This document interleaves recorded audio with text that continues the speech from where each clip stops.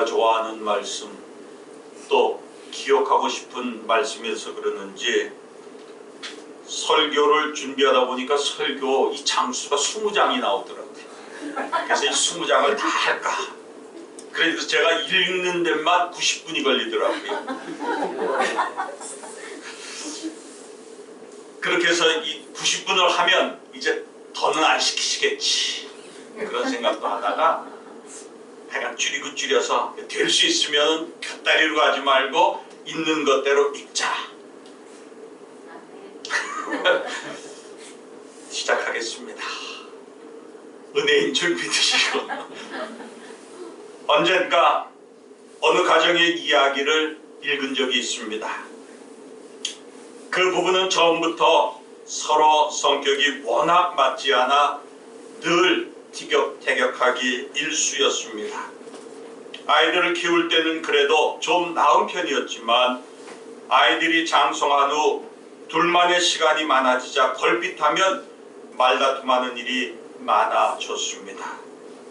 남들은 제2의 신혼이니 어쩌니 하는데 그 집은 정반대로 치달았습니다. 아내는 남편의 일거수 일투족이 마음에 들지 않았고, 남편은 아내의 잔소리로 유별나게 따지는 성격의 죽을 맛이었습니다. 취미도 너무 달랐습니다. 남편은 술과 담배, 커피, 아니면 잠자기 등 아내가 싫어하는 것만 골라 했습니다. 아내는 학교 선생님답게 지성이 풍기기를 원했건만 어깃장만 놓는 남편의 정남이가 떨어졌습니다. 한번 믿게 보기 시작하니 연애할 때에는 마음에 들던 넓은 이마나 잘생긴 코도 보기 싫었습니다. 아이들과 주변에 눈이 있어 갈라서기도 쉽지 않은 상황이라 그저 소가리만 하면서 한 지붕 두 가족으로 살고 있었습니다. 주변에서는 혹시 저러다 진짜로 이혼하는 게 아닌가 염려도 했습니다. 그런 부부가 언제부터인가 확연히 달라졌습니다. 등산도 같이 다니는가 하면 서로의 취미도 존중해주기 시작하였습니다. 남편에게 비결을 물었습니다. 앞으로는 여자들 말을 잘 듣기로 했다는 것이 답이었습니다. 아니, 여자들이라니, 한 사람은 아내이고 또 한 명은 자동차 내비게이션에서 길을 안내하는 내비거리랍니다. 그는 아예 좌우명을 당신 말이 맞소로 정했답니다. 뭔가 비유에 맞지 않아 화가 날 때에도 얼른 당신 말이 맞소 하고 나면 모든 것이 다 풀린다는 것입니다. 아내 역시 남편의 눈부신 변화에 동참, 남편의 언행이나 주장이 마음에 안 들어도 곧장 당신 말이 맞소 라며 맞장구를 친다는 것입니다. 이제는 누구든 그 말만 하면 둘이 얼굴을 맞대고 웃어버린다고 합니다. 여러분, 어떤 글인 것 같아요? 아침마당이라는, 그래서 소개되고 있는 글입니다. 여러분, 어떤 생각하십니까? 제가 이 글을 소개하는 이유는 이렇습니다. 내가 변하면 돼. 내 생각이 변하면 돼. 여러분, 우리가 신앙생활하면서도 저는 마찬가지라고 생각합니다. 하나님의 놀라운 은혜 속에 그리스도인으로 구원받은 건 너무 중요합니다. 그러나 가장 중요한 것은 구원을 받았지만 내 생각이 변해야 되고 내 삶이 변해야 합니다.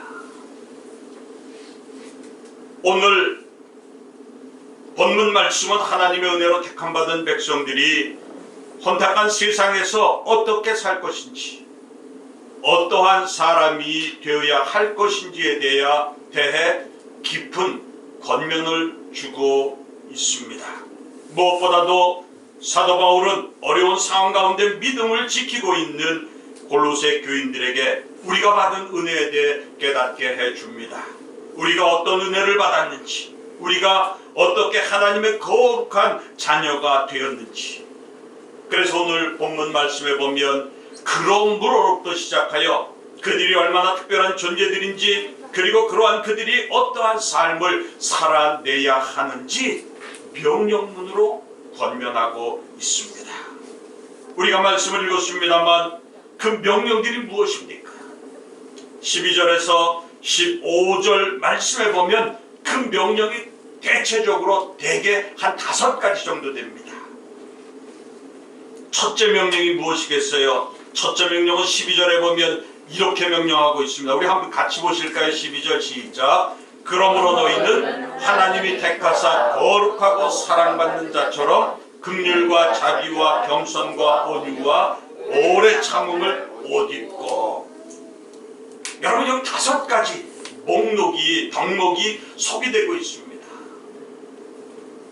사랑받는 자처럼 긍휼과 자비와 겸손과 온유와 오래 참음, 이 5가지 덕목을 옷 입어라. 여러분, 이 의미는 그리스도인이라면 적어도 우리가 옷을 입고 살듯이 이 덕목들을 늘 지니고 있어야 한다라는 이러한 뜻입니다. 문제는요, 오늘날 나의 모습을 돌아봐도 그렇습니다. 오늘 여러분 교회들의 모습을 한번 돌아보십시오.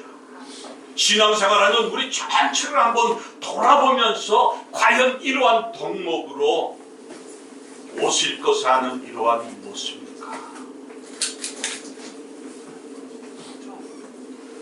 저는 개인적으로 이런 생각합니다. 왜 오늘날 이 덕목들이 점점 약해져 가고 있을까? 오히려 우리가 원치 않는 세상적인 그러한 가치관과 덕목들로 채워가고 있다, 이런 생각에 참 안타깝습니다.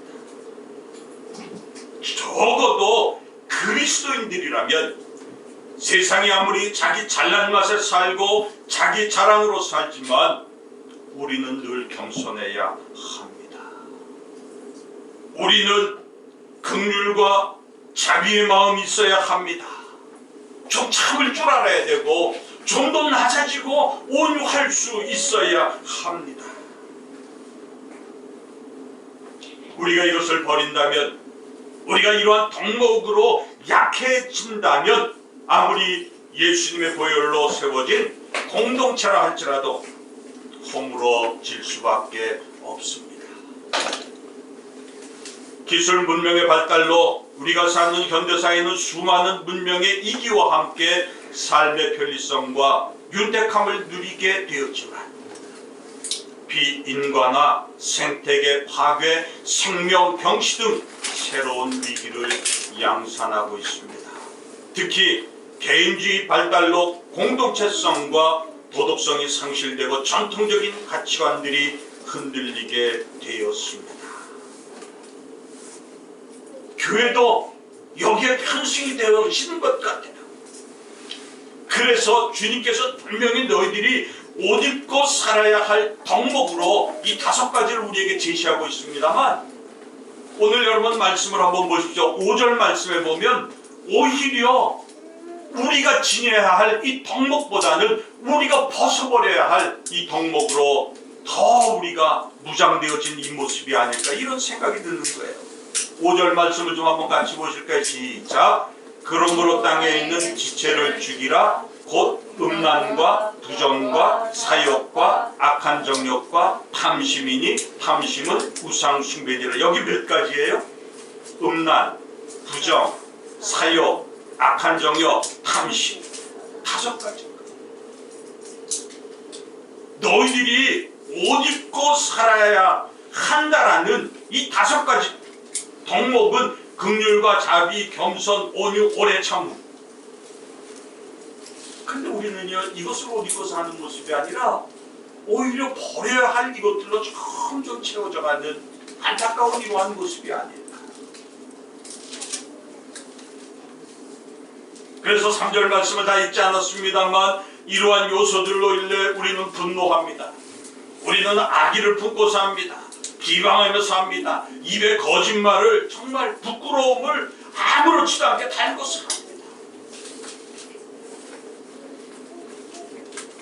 몇 주 전인가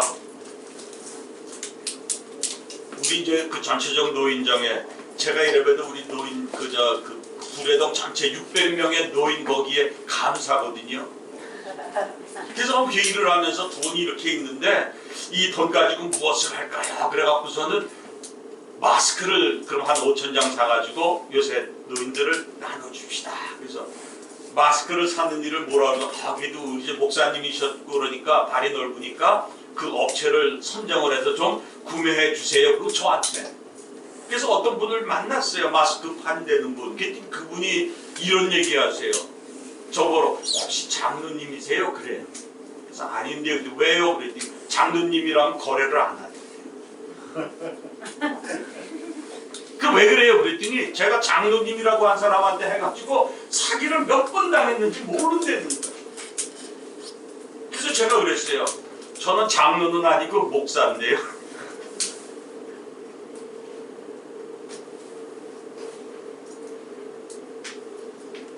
여러분 분명히요 8절 말씀에 이런 얘기를 해요. 이제는 너희가 이 모든 것을 벗어버려라. 우리가 좀 손해가 되고 우리가 좀 정말 그렇지 않을지라도 여러분 거짓말하고 그냥 탐욕적으로 남의 거 착취하려고 그러고 덕이 안 되는 이러한 삶은 우리가 내려놔야 할 줄로 믿습니다. 벗어버려라. 그러면서 이제 12절 말씀에 이어지면서 이런 것들은 다 벗어버리고 너희들은 어떤 것으로 옷 입어라? 어떠한 것 덕목을 지니고 살아라? 그랬습니다.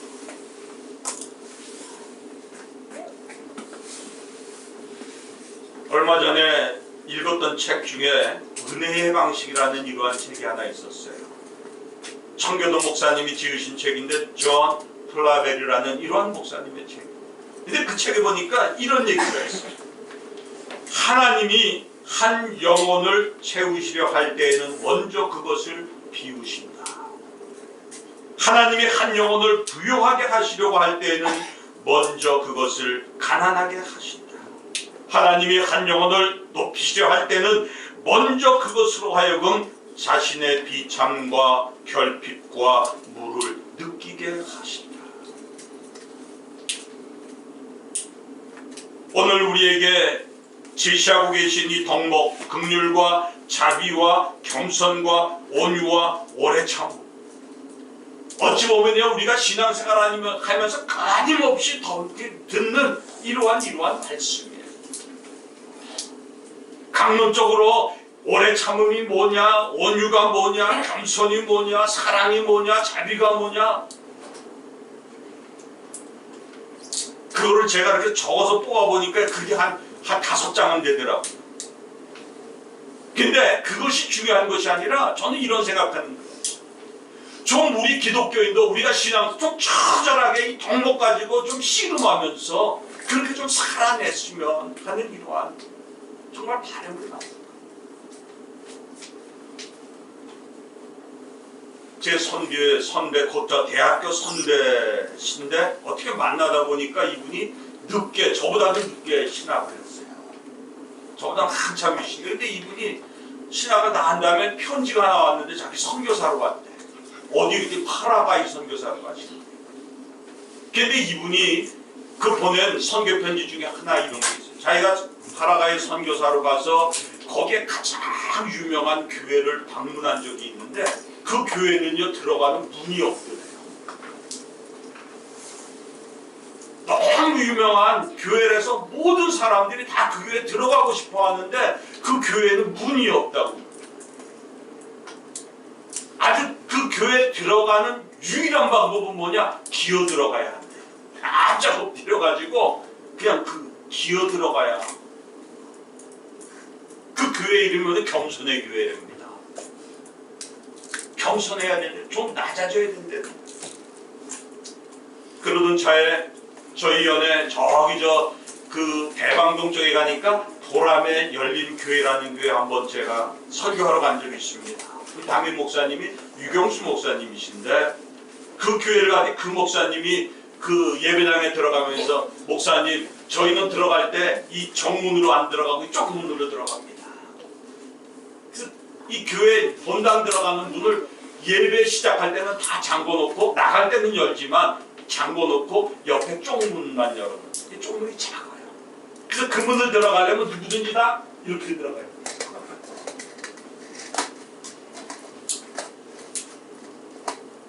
왜 이 말씀을 드리냐면 겸손한 것. 뭔가 그래도 우리가 삶 가운데 이 덕목을 위해서 좀 처절하게 좀 한번 노력도 해보고 열심을 내봐야 되지 않나. 너무 쉽게 생각하는 것이 아니라 이런 생각을 해요. 여러분 여기에 중요한 것은 오늘 주님께서는 사도 바울을 통해서 우리에게 이러한 명령을 더하고 계시는데 그것이 바로 14절입니다. 14절을 보면 이 모든 것 위에 사랑을 더하라 이는 온전하게 매는 띵이라. 너희들 신앙생활하면서 이러한 덕목을 가지고 하고 정말 신앙생활답게 신앙생활 하는데 제대로 된 신앙생활이 뭐냐? 어떡하라고요? 이 모든 것 위에 사랑을 더하라. 이 모든 것 위에 사랑을 더하라. 시작. 이 모든 것 위에 사랑을 더하라. 여러분 어떤 생각 드세요? 이 모든 것 위에 사랑을. 저는 오늘날도 많은 사람들에게 조사를 하면 다르지 않다라고 생각합니다.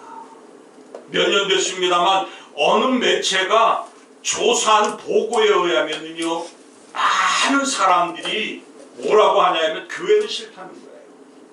그런데 하나님은 믿는다는 거예요. 여러분 얼마나 아이러니합니까? 나는 하나님을 믿습니다. 그런데 교회는 싫습니다. 여러분 코로나19로 인해서 아마 저는 이것이 더 강해지지 않았을까 그런 생각을 해요. 왜? 제 주위의 사람들하고 얘기하면 그런 얘기를 하거든요. 여러분 인터넷에서 우리가 쉽게 이렇게 서칭을 할 수 있습니다. 보면은요 뭐 기독교 우리 뭐 개독교 무슨 소리 뭐 별소리가 다 나오잖아요. 그런 가운데 제 모습을 먼저 돌아봅니다. 사랑을 더하고 살고 있는가? 오늘날 정말 내가 몸담고 있는 이 교회들이 무엇보다도 사랑으로 가득 차서 많은 사람들이 그 사랑을 찾아서 교회로 오고 있는가? 주님은 그렇게 사랑을 얘기합니다. 어저께 목사님께서 이러다가 구치소 얘기하더라고요. 저도 구치소 간 적이 있거든요.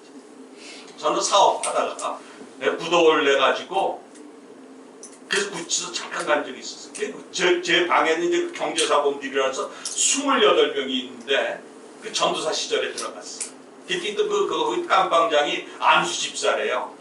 그래서 이 밥만 먹고 저녁밥만 먹으면 할 일이 없잖아. 잘 때까지는 진짜 할 일이 없으니까 저거로 설교시키는 거예요.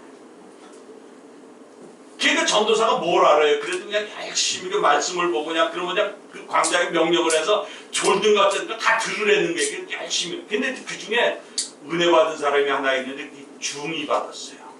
근데 이 주중이 땡중이야. 무슨 중이냐면 이 중도에 저도 그걸 처음 알았는데 절을 져가지고요.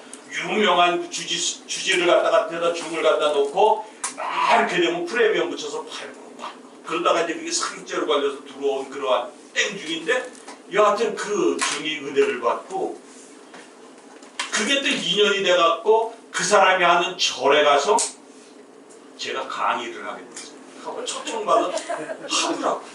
그래서 그 내용이 뭐냐면 사랑에 대해서 얘기를 해봐야 돼. 불교도 사랑을 얘기하잖아요. 자비를 얘기하잖아요.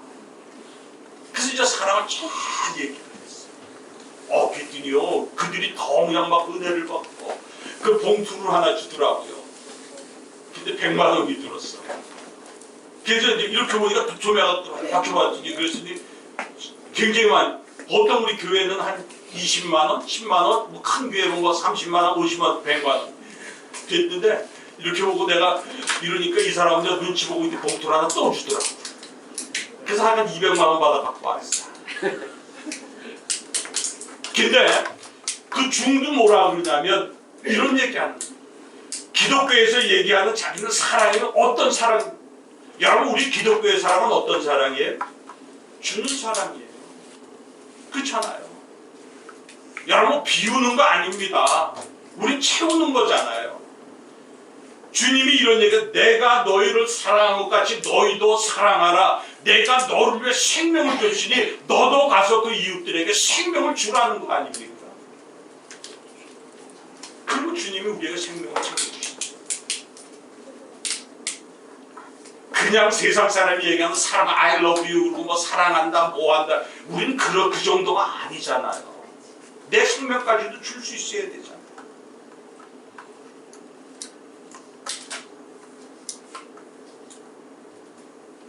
어느 나라의 왕이 사냥을 나갔다가 울퉁불퉁한 자갈길에서 잘못하여 넘어져 발에 상처가 났다. 화가 난 임금은 발을 보호하기 위해 온 나라의 길이란 길에는 모두 소가죽을 깔라고 명령을 내렸다. 그때 현명한 신하 한 사람이 달려와 황급히 말했다. 폐하, 발을 보호하려면 작은 가죽 2장이면 충분하옵나이다. 가죽을 폐하에 발에 붙이면 온 나라가 다 가죽 아래에 있사옵나이다. 이에 왕은 고개를 끄덕이며 자기의 발에 가죽을 붙였다. 이 글을 제가 왜 선택했어요? 오늘이요, 우리가 살아가는 이 삶 속에 보면 모든 사람이 저도 마찬가지지만 다 자기 중심적이고요. 뭐 그러면 다 누구 탓해요? 네 탓입니다. 세상 탓합니다. 세상을 다 가죽으로 깔아야 한다고 생각합니다. 저는 교회에서 코로나 환자 나왔다고 그럴 때마다 그 텔레비에다 손 붙들고 기도합니다. 자기 중심적이지 않게 하옵소서. 비상식적인 저 신앙에서 벗어나게 하여 주옵소서. 기도합니다. 여러분 본이 돼야 되지 않겠어요? 오히려 신천지인가 뭔가 그랬을 때 요새 많은 사람들이 신천지나 니네랑 뭐가 다르냐는 게 뭐가 다르냐. 전 그 소리 들으면 너무 가슴이 아파요. 다른데.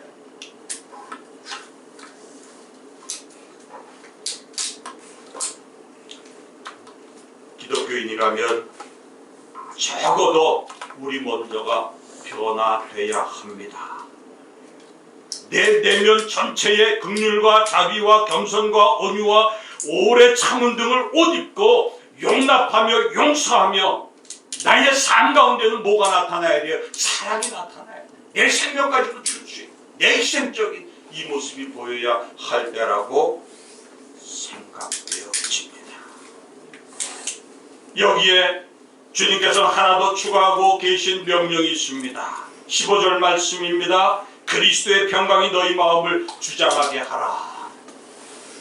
설교를 준비하면서 그 안 보던 주석책을 또 찾아봤습니다. 그랬더니 여기에 나오는 주장한다라는 이 단어는 원어는 오직 여기에만 사용되고 있는 언어라고 합니다. 심판관이 경기에서 우승자를 결정짓는 동작에 사용하는 단어다. 즉 그리스도의 평강은 어떤 경기를 펼쳤는지 체크하여 우승을 선언해주는 심판관과 같이 우리들의 삶을 승리로 이끌어주는 결정적인 역할을 하는 아주 중요한 요소다. 여러분 무슨 말씀이겠어요? 오늘날 여러분 우리의 삶의 환경을 돌아보면 만만치 않습니다. 우리가 기뻐할 수 있도록 허락하지 않습니다. 늘 삶의 무게는 우리를 힘들게 짓누르고 있습니다. 저와 여러분 오늘도 우리는 얼마나 많은 문제들로 힘들어하고 시달리고 있습니까? 그러나 하나님의 평강이 우리의 마음과 영혼을 사로잡으면 우리는요 승리할 수 있다. 어떤 환경 속에서 어떤 자리에서도.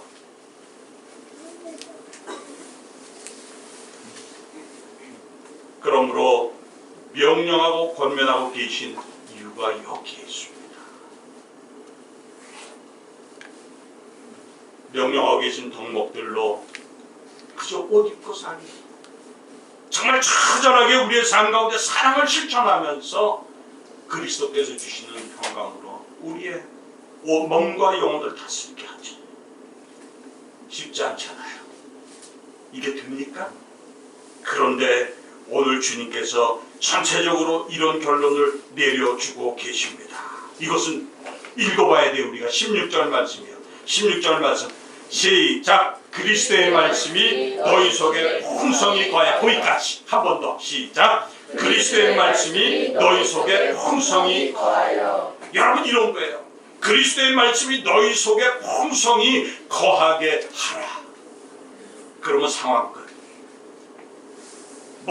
우리가 겸손을 처절하게 살으려고 그러고 이런 덕목을 쌓으려고 그러고 풍성히 사랑 가운데 거하고 그리스도의 평강이 안에 말씀이 풍성히 거할 때에 하나님의 축복의 선물로 이러한 삶으로 인도하여 주실 줄 믿습니다. 평생 아프리카 선교를 위해 헌신했던 슈바이처 박사께서 현대 그리스도인들을 이렇게 비유해서 하셨습니다. 아프리카에는 물 없는 강이 많다. 모래 언덕 사이로 겨우 명맥을 유지하며 흘러가는 강물을 보면 강이라는 이름을 붙이기도 민망할 정도로 초라하고 비참하다. 오늘날 그리스도인들도 물 없는 강처럼 혹은 겨우 명맥을 유지하는 강처럼 억지로 신앙생활하는 경우가 참 많다. 오늘날 물 없는 강처럼 겨우 명맥만을 유지하는 강처럼 시류에 흘러가는 신앙을 가지고 메마른 정신, 형식과 전통만 겨우 유지하는 교회들이 얼마나 많은지 모른다. 여러분, 신앙생활하면서 왜 비틀거리겠어요? 말씀이 없어서 그렇습니다. 말씀은 그리스도인을 움직이는 삶의 원동력입니다. 방향키입니다. 내비게이션입니다. 아멘. 말씀이 있으면 흔들리지 않습니다. 방향을 잃어버리지 않습니다. 말씀이 우리 안에 풍성에 거하게 할 때에 우리는요 우리다운 모습으로 살아가게 됩니다. 우리는 성탄의 의미를 깨닫고 성탄의 축복을 온몸으로 느끼며 경배하고 찬양하며 성탄절을 보내고 오늘 송년주일을 맞았습니다. 우리는 그냥 살아서는 안 되는 존재들입니다. 수만 가지 은혜를 입고 여기까지 이르렀는데 그 많은 은혜를 받은 사람으로 우리는 과연 어떻게 살아야 할까? 여러분, 송년주일의 의미, 송년회 망년을 한다고 합니다. 뭔가를 우리는 벗어버리고 새로운 결단 속에 새로운 모습으로 출발하자. 오늘 이 말씀을 통해서 다시 한번 돌아보면서 결단할 수 있는 저와 여러분 될 수 있기를 바랍니다. 버릴 것은 버리자고요. 정말 주님이 원하시는 그 요소들로 무장되어질 수 있는 저와 여러분 될 수 있기를. 그래서 우리 모두가 하나님의 영광, 하나님의 자랑이 될 수 있기를 주님의 이름으로 축원합니다. 우리 한번 통성으로 기도하면서 송년주일입니다. 주님, 말씀에 풍성히 거하게 하셔서 오늘 명령에 아멘합니다. 주님이 원하시는 덕목들로 채울 수 있게 하옵소서. 하나님의 사랑으로 무장할 수 있게 하여 주옵소서. 그리스도의 평강이 우리를 지배함으로 말미암아 우리가 승리하며 하나님의 영광을 살아갈 수 있는 삶이 될 수 있게 하옵소서. 이 시간 통성으로 기도하시겠습니다. 하나님의 아버지 하나님, 은혜와 사랑을 감사드립니다. 아버지여, 내가 변해야 됩니다. 아버지 하나님, 우리가 변해야 됩니다. 우리 교회가 변해야 됩니다. 이 시간 아버지 말씀을 통해 성령 역사하여 주셔서 변화되게 하옵소서. 그래요, 벗어버릴 것 다 벗어버리게 하시고 그리스도 생수를 입으며 그리스도께서 오늘 명령하신 이 덕목들로 무장할 수 있게 하여 주셔서 모두의 사랑을 더하며 하나님의 영광에 살아갈 수 있게 하옵소서. 그리스도의 주신 이 평강이 오늘 아버지 모든 환경과 모든 적에 승리할 수 있도록 주님 역사하여 주옵소서.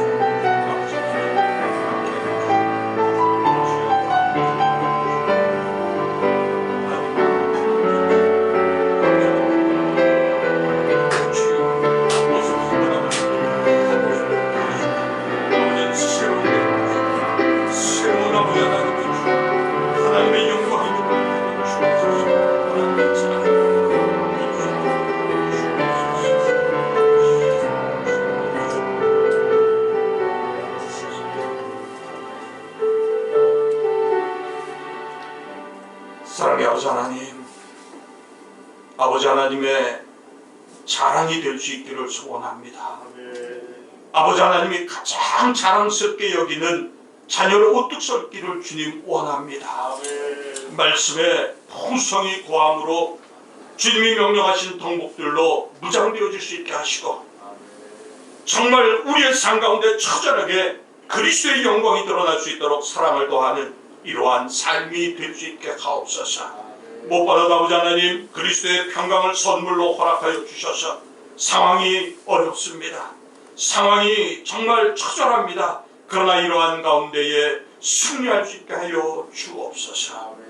모든 것 다 벗어버릴 것 벗어버리게 하시고, 새로운 영적 무장을 통해 2022년도 소망 가운데 맞을 수 있게 하옵소서. 모든 사랑하는 자녀들의 가정도 자녀들도 축복하여 주셨기를 간절히 바라옵고 원하며 예수님 이름으로 기도드리옵나이다. 아멘.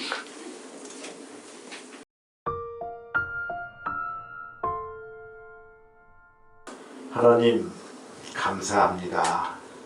우리 마지막 예배, 주일 예배 귀한 말씀으로 우리가 어떻게 살아내야 되는가에 궁극적인 목적을 가지고 의무를 품고 귀한 말씀을 들었습니다. 주님, 그 말씀대로 살게 도와주시고 주님의 말씀에 거하며 풍성히 거하며 나갈 수 있는 귀한 성도가 될 수 있도록 결단하게 도와주심을 감사합니다. 주님, 이제 우리가 분명한 목표가 지극사오니 앞으로 가게 도와주시고 어떠한 장애가 있더라도 뛰어넘고 갈 수 있는 귀한 믿음의 성도가 될 수 있도록 인도하여 주옵소서. 이제는 우리 주 예수 그리스도의 은혜와 하늘 아버지의 크신 사랑과 성령님의 감동과 같은 인도하심이 오늘 성령 예배드리는 우리의 가정과 우리의 자녀와 우리의 지체와 직장 위에, 또한 RK 평화교회 위에 이제부터 영원토록 함께 하시기를 간절히 축복하며 기도하옵나이다. 아멘.